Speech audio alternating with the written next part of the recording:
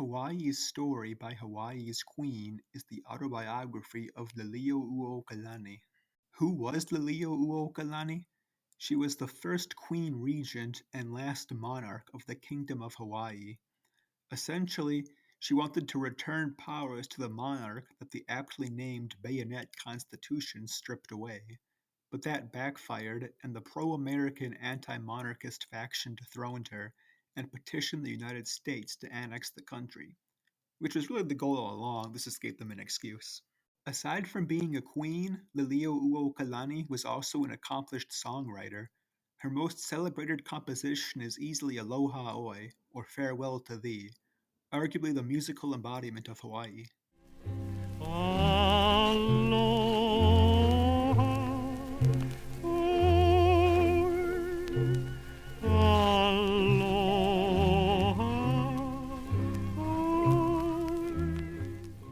But you've probably also heard some of her other songs, even if you don't know she was the composer. One other song of hers, Pua Paoakalani, regularly appears in SpongeBob.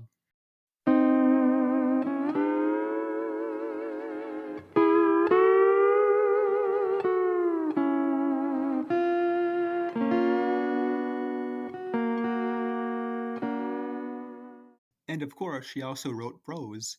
She kept the diary for 15 years, corresponded through letters, and while imprisoned, wrote this 409-page autobiography where she recounts her life, the downfall of the monarchy, and America's role in the kingdom's demise. I would divide the book into two parts. In the first 45%, we get a sketch of the Queen's childhood and marriage and see her proclaimed as heir apparent to the Hawaiian throne. For the most part, it chronicles her social happenings with Hawaiian and European aristocracy and American politicians and socialites. The last 55% follows the increasing American influence over Hawaii, as well as Liliuokalani's short rule over the kingdom before she is overthrown and imprisoned. The book ends with her protesting the planned annexation of Hawaii, analyzing the annexation treaty, and issuing a final plea for good Americans to restore sovereignty to their fellow Christians in Hawaii. It's kind of difficult to provide a more detailed summary of the book without getting too deep into the nitty-gritty, as Liliuokalani's biography is inexorably intertwined with the twilight of the Hawaiian monarchy. To oversimplify it, I'll just say this. Queen Liliuokalani was born during a period of immense change in Hawaii. Europeans first came to Hawaii to preach the gospel, but their descendants followed more economic pursuits like the development of lucrative sugar plantations. So as you can imagine, these wealthy businessmen came to exert considerable influence over the Hawaiian government. Liliuokalani was born into a noble family, allowing her to attend the prestigious English language school founded by missionaries and socialize with prominent American characters. She married John Owen Dominus, who lived at Washington Place in Honolulu. In 1877, she was named heir apparent to her brother, King Kalakaua. While she was attending Queen Victoria's Golden Jubilee, she learned that Kalakaua was forced to sign the Bayonet Constitution, which transferred a great deal of executive power from the king to a council of foreigners, which she terms the Missionary Party. After Kalakaua's passing, Liliuokalani ascended to the throne, and she attempted to draft a new constitution to restore power to the monarch. In response, her opponents formed a Committee of Public Safety, which overthrew the Hawaiian monarchy, backed by U.S. soldiers. James H. Blount investigated what the heck just happened on behalf of the U.S. government, and he concluded that the overthrow was illegal and the Liliuokalani was the constitutional ruler of Hawaii. But the United States refused to install Liliuokalani as queen again because she couldn't guarantee that the revolutionaries would receive amnesty, nor that they wouldn't be executed for treason. After a botched royalist counter-revolution, Liliuokalani was arrested and forced to abdicate in order to spare 6 of her supporters from execution.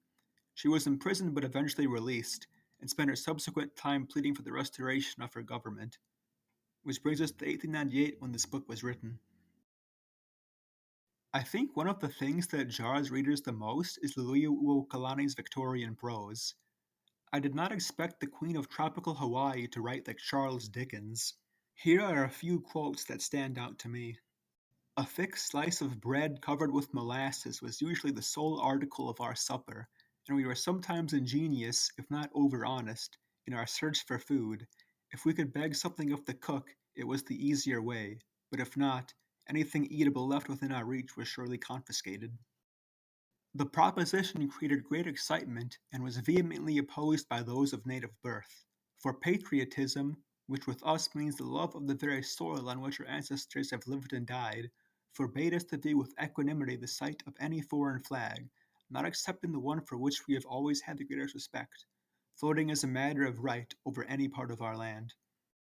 But all things considered, her hoity-toity diction makes sense. She attended an elite boarding school for claimants of the throne called the Royal School. The institution was founded by Americans and instruction was all in English, so we can assume that she grew up reading contemporary English and American literature, helping her gain a Victorian mastery of the English language. This connects to another observation I had. I was surprised just how much American and English culture had molded Hawaii by the Liliuokalani's birth. A lot of her friends, family, and native Hawaiian associates had Christian names, European surnames, or both, like Bernice Pauahi, Fanny Young, Alexander Liholiho, and best of all, William Pitt Liliuoku. Like, come on, they're so influenced by the British they're naming their kids after Tory prime ministers. So this really served as a reminder that one, Hawaiian culture is extraordinarily fluid and has its own ways of reacting to foreign influences, and two, decades before annexation, the United States and Britain were already guiding Hawaii's future. To understand the book, you have to understand Queen Liliuokalani's motivations for writing it and the intended audience.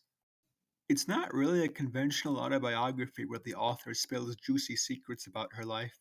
She doesn't even dwell on her childhood all that much, and I honestly don't recall much vivid imagery about the haunts of her life. It's also unlike most autobiographies I've read in that there's little self-discovery to it. Liliuokalani is born into royalty and she's raised to be a charming socialite. She kind of takes it for granted that it's her fate to be an aristocrat.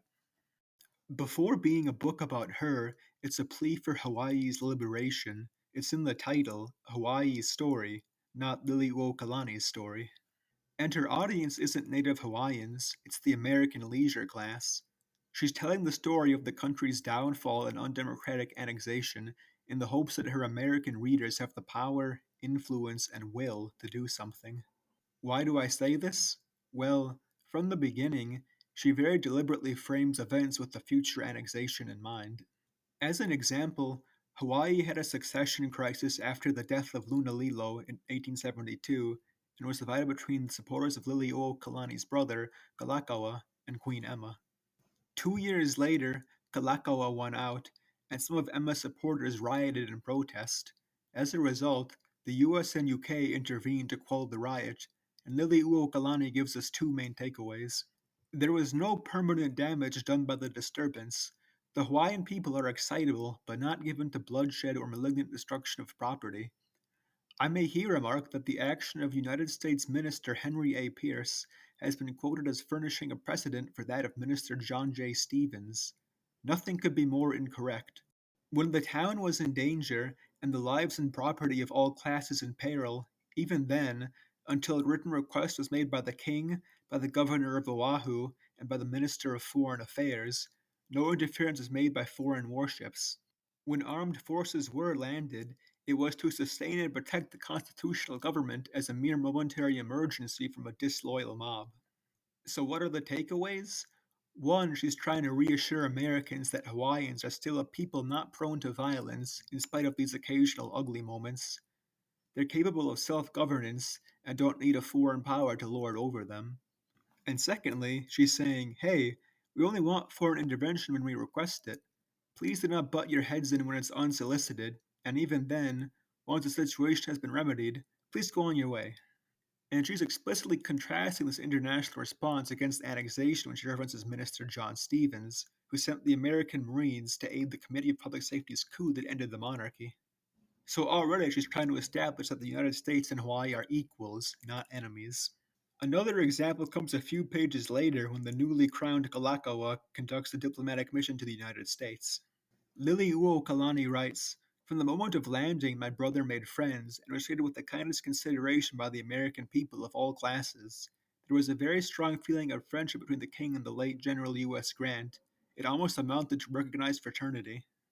The Queen is making the argument that the United States and Hawaii once saw each other as partners, friends, and even brothers, in fact. So, what does that say about the US annexation of Hawaii? Essentially, it's a stab in the back, a betrayal, and the US going back on its friendship. Queen Liliuokalani fawns a lot over the US, and I'm sure a lot of it is genuine, but in moments like this, it's actually just turning up the flattery dial. I mean, she wasn't present at the mission, so how does she really know what Grant and Kalakaua thought of each other? I'm obviously not questioning that the US and Hawaii had a more equitable sort of relationship back then, but I think Queen Liliuokalani is embellishing things to make a point to her American readers. Another fun moment where Liliuokalani uses flattery comes during one of her visits to the US. She writes, "Here were thousands of acres of uncultivated, uninhabited, but rich and fertile lands, soil capable of producing anything which grows, plenty of water, floods of it running to waste, everything needed for pleasant towns and quiet homesteads except population. The view and thoughts awakened brought forcibly to my mind that humanity was the one element needed to open to usefulness and enjoyment these rich tracts of land." Okay, that's nice, but what does that have to do with?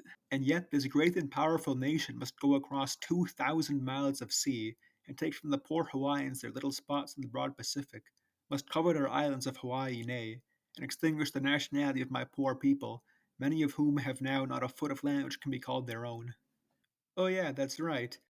The continental United States is already such a great and beautiful country, so why are Americans trying to seize this already claimed archipelago thousands of miles away? And finally, I'll mention Queen Liliuokalani's most intriguing appeal to sensible Americans, Christianity. It's not just that the Hawaiians already know how to self govern, it's not just that the United States and Hawaii were previously equal partners, it's that Hawaiians are a good Christian people. For instance, here's an excerpt from a Boston Globe article that Liliuokalani quotes positively. Hawaiians' constancy and their nature, Liliuokalani's friend Mrs. Lee claimed, have been their misfortune. At one point, she said, Hawaii was governed by no laws save the Ten Commandments. She said further, I tell you from the bottom of my heart, I have never found the more devout and perfect Christian under all circumstances than Liliuokalani. I have never yet heard her utter an unkind word against those who persecute her. But her most impassioned plea to Americans' Christian ethics comes at the close of the book. But Christianity in substance Hawaiians have accepted, and I know of no people who have developed a tenderer Christian conscience or have shown themselves more ready to obey its behests. Nor has any people known to history shown a greater reverence or love for their Christian teachers or felt the measure of a grateful return more overflowingly. And a few pages later, in one of the final paragraphs, O honest Americans, as Christians, hear me for my downtrodden people, the people to whom your fathers told of the living God and taught to call Father, and whom the sons now seek to despoil and destroy, are crying aloud to him in their time of trouble, and he will keep his promise, and will listen to the voices of his Hawaiian children lamenting for their homes. At first, I was skeptical of Liliuokalani's Christianity, but it becomes clear to me later on that she is a devout Christian, especially in the latter days of her life when her queendom is collapsing and she needs a religious crutch to lean on. So as a result, she's become immensely disappointed by the hypocrisy of the Americans, who profess to believe in Christian unity and humility, yet so unduly destroy the God-fearing Hawaiian kingdom. And this is one of the most fascinating aspects of the book to me. Queen Liliuokalani puts herself in an interesting position where, on one hand, she's trying to show Americans how Hawaii is such a culturally unique and special place, but on the other hand, she's careful not to make Hawaiians look too different from Englishmen and Americans. She emphasizes how Hawaiians are adapting to European ways in religion, but she's also trying to establish that Hawaii has its own foreign customs and social systems that will be squelched by annexation. And naturally, this leads me to ask, okay, what elements of Hawaiian culture and society is Queen Liliuokalani keeping silent about? I mean, how many Hawaiians really were Christian under her rule, and how many supported the monarchy as opposed to simply opposing annexation? So, with that in mind, I'm inclined to believe that we, the audience, get less of a picture of Hawaii as it actually was during the close of the 19th century, and more of a picture of what Queen Liliuokalani thinks the 19th century American would want a sovereign Hawaiian kingdom to look like, enlightened and deeply Christian, but populated by Hawaiians instead of white people. I'll mention one more thing I couldn't fit anywhere else. Queen Liliuokalani's intriguing traditionalism. At the end of the day, she's a 19th century monarchist, so she has some pretty interesting views on rank. Here's one of her observations of England. The element of sport and the thirst for pleasure largely influenced the customs of that former epic in English country life. And yet, with all their gaiety, they were able to provide for the sustenance and happiness a large number of retainers or tenantry without enormous expense. For these, their people, lived under their lords and mistresses with loving submission and loyal devotion, understanding the duties of their station in life, and therewith content. They looked to them for their maintenance and kind consideration, and asked for no more. The relation between master and retainer was one of love on both sides, of pure affection for a trusted and faithful vassal, of devotion and desire to please from the man to the master. Queen Liliuokalani likes the old days, back when our lords were lords and our serfs were serfs. For Queen Liliuokalani, this was the era of stability and mutual obligation, where everyone knew their place and no one overstepped their bounds. Contrast that with what's developing in the late 19th century. But at the present day, all this has gone. The changes introduced by an entirely different civilization have made their former life impossible. The laws of trade, the demands of mercantile life, the advancement of commerce, of which London is the grand center, have effected a revolution which has entirely overthrown the relationship existing in other times between the country gentleman and his retainers. Now the lord of the manor rises early and hurries away to the city, where important matters at the bank or the shipping office or the lawyer's desk are waiting for him. The places on his old-time estate, which long ago were filled with trusty retainers, are desolate, and often large halls stand permanently vacant. And it makes sense why Queen Liliuokalani would think this way. As monarch, she was the greatest benefactor of Hawaiian feudalism, so of course she'd want to keep this old social system alive. And there's no doubt in my mind that she thought this hierarchical system of mutual obligations was, if not ideal, far, far preferable to what replaced it, which of course was Western individualism and the cutthroat pursuit of profit. As she later writes, the prosperity brought by the Reciprocity Treaty and the sugar plantations had disappointed our expectations. The money went into the hands of the few, who safely invested in foreign interests and enterprises every dollar of it, saved the amount of wages paid to foreign and Mongolian labor. Thus, when she's lamenting the story of the English country gentleman being replaced by the merchant, she's really lamenting the story of the Hawaiian landed chief being replaced by the American merchant. So ultimately, in her criticism of commerce, the Queen is closer to a reactionary than a revolutionary. She hasn't quite connected the dots that it's not just trade and commerce that led to the fall of the monarchy, but the greater mode of production that is capitalism. Yet she thinks that she can just turn back the clock and restore the good old days of feudalism. Whether you view it nostalgically or not, the Hawaiian monarchy as it was is a relic of a bygone era, and even most Hawaii independence supporters today don't see the restoration of the monarchy. At moments, Liliuokalani's writing really shines. One of the fan favorites seems to be when she's describing the slow eruption of Mauna Loa. It was a grand and beautiful sight, in spite of the suggestion of danger, as you rode along the borders of the lava stream, which had chosen the channels of the watercourses or filled the basins where these had formerly spread themselves out into pools of refreshing fluid. The molten masses retained the heat of the source of their origin, even when rolling along, or falling as a great cascade into some hollow, which was soon filled up with the melted elements of the earth's center, making one level plain where there had been channels or pits in the earth's surface. Nicely said. Another element I like about the book is how well Liliuokalani expresses her humanity at times. One moment that stands out to me was when she was serving as regent in Kalakaua's absence, and she's unable to sign off on a death warrant. This was the first time it had been forcibly brought to my notice that the executive held the power of life and death, and it seemed to me a most terrible thing that I should be obliged to sign an order which should deprive one of my fellow mortals of life. Capital punishment is a topic which fascinates me, and I've thought a lot about it from the perspective of the condemned and the executioner, but never from the perspective of the sovereign. And even though Liliuokalani is far removed from the act, she's reluctant to authorize the execution, though she eventually does. But regardless of your thoughts on capital punishment, I think Liliuokalani's humanity really shines through here, from the fact that she's so hesitant to simply offer her signature to include a case she knows nothing about, and is ostensibly just a regular piece of statecraft. One criticism I'd make is that Queen Liliuokalani could have used more Hawaiian terminology, as I think that would have helped the reader understand elements of the book better. As an example, at the beginning of the book, Liliuokalani mentions that she was adopted by another chief, whose wife was the granddaughter of Kamehameha the first king of Hawaii. In fact, most of the Liliuokalani's biological siblings are put up for adoption. Nonetheless, She still interacted with her biological parents, though in less familiar terms than her adoptive ones. The Liliuokalani only provides a few sentences about adoption in Hawaii, but she argues that it cemented the ties of friendship between the chiefs and fostered a community of interest and harmony. There actually is a Hawaiian word for this, hanai, which as a verb means roughly to feed or to nourish. I only discovered this term through my own outside research.